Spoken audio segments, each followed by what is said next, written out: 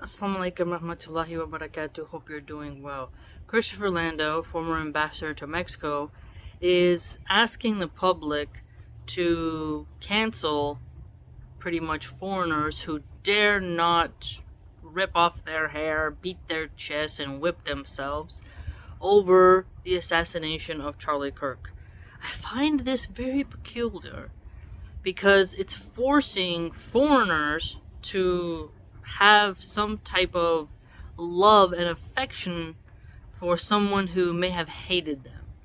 So Kirk disliked many categories of people. And why should someone love someone who hates them, who wants to see them gone or doesn't like their way of life? If I dislike somebody, I don't expect them to kiss my hand and then throw flowers on my grave. I don't expect that. It's very odd.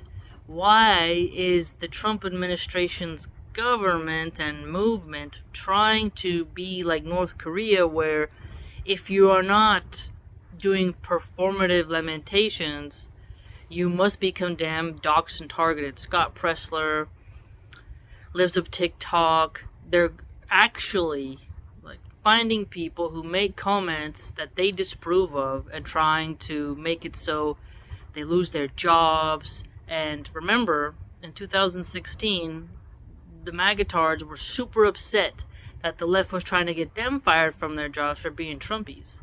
So, as a neutral observer, I can see that both the left and right in America, they will cancel each other, they will use violent rhetoric, and they despise one another, and neither side is super loving and doving and peaceful.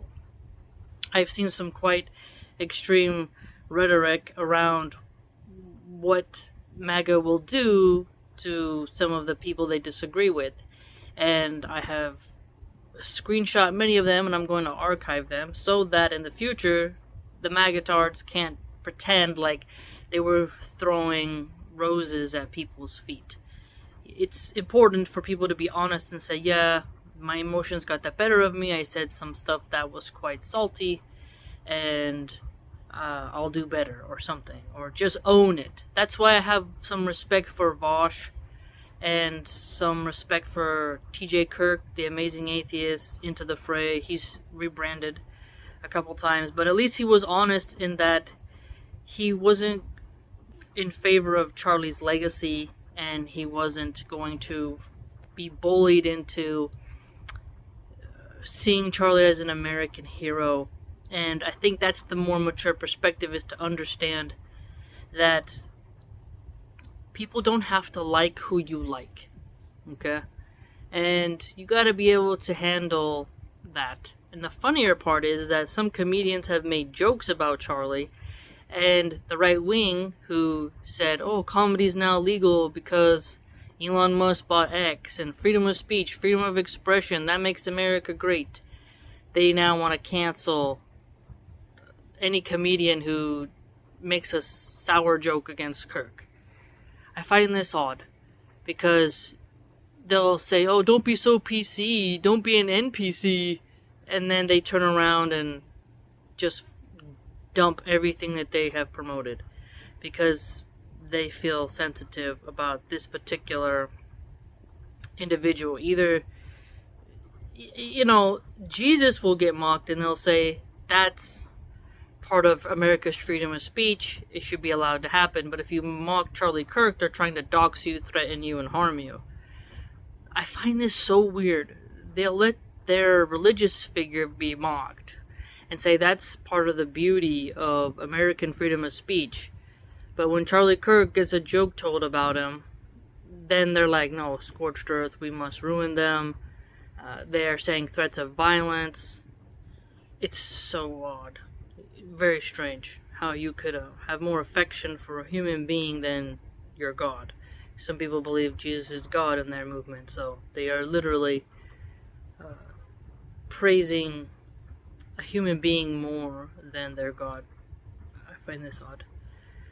And so, again, you'll see a lot of the MAGA people say, you shouldn't get angry when the Prophet Muhammad, peace be upon him, is mocked.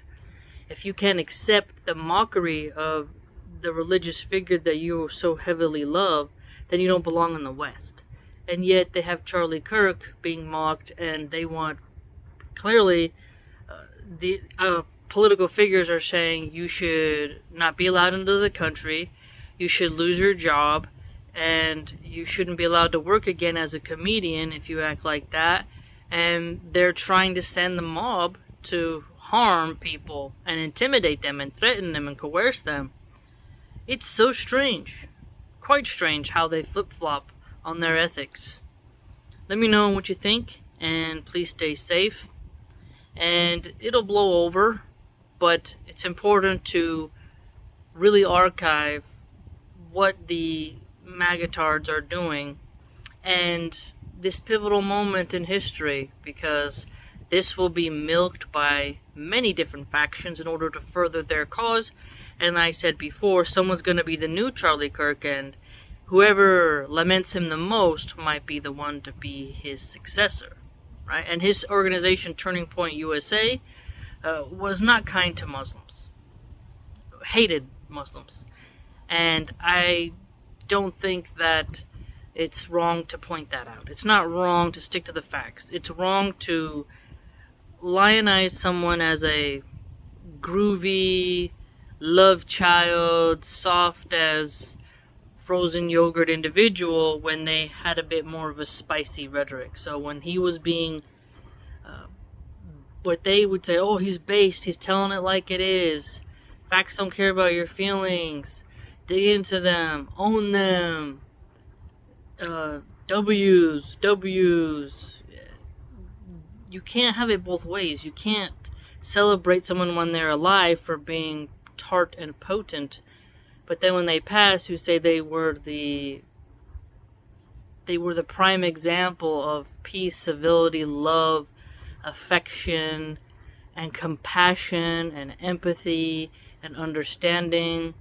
You can't just switch like that. It's okay to say, yeah, he was provocative at times, and people get angry, and politics is a rough game.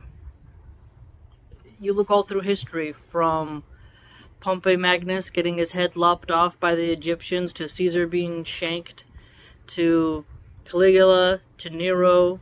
I mean, countless examples in history. The French Revolution, the guillotine, Marie Antoinette.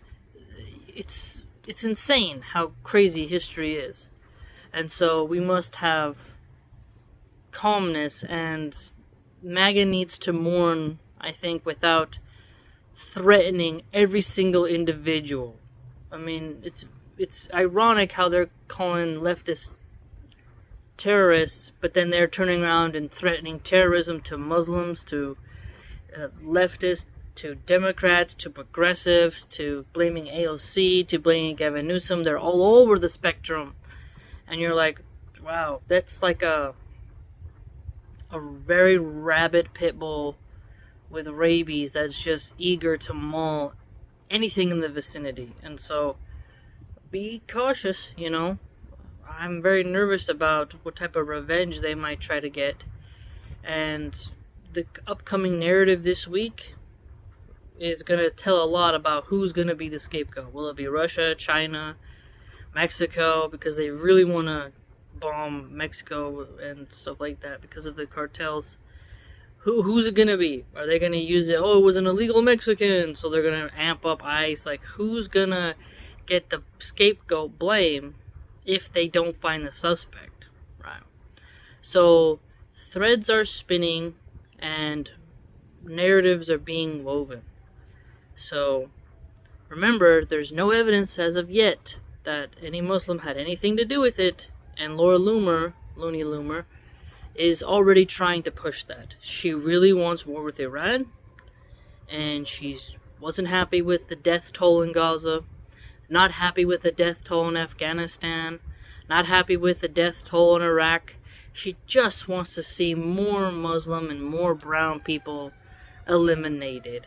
And she's using Charlie Kirk's demise to further her religious and ethnic and nationalistic aims. And I find that to be quite sad. I think, that's a bit insulting to do to your friend. Quite honestly, if he really was your friend, you wouldn't do such a thing. It's quite the behavior of a vulture, I must say. So let me know what you think. Please like, comment, subscribe, share. Join the blog.